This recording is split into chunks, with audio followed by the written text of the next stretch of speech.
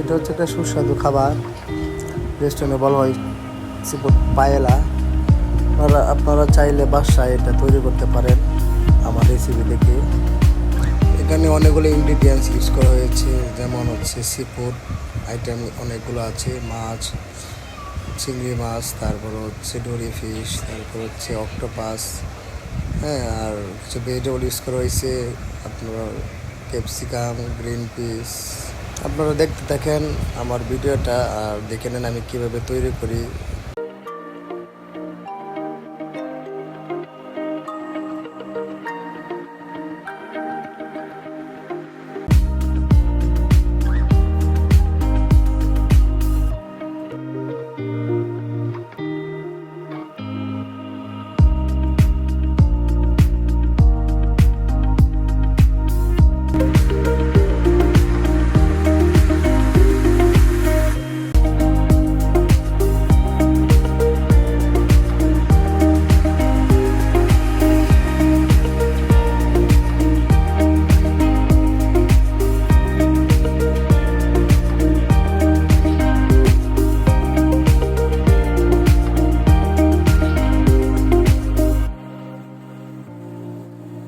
Finally ডান, দেখেন কত সুন্দর হয়েছে।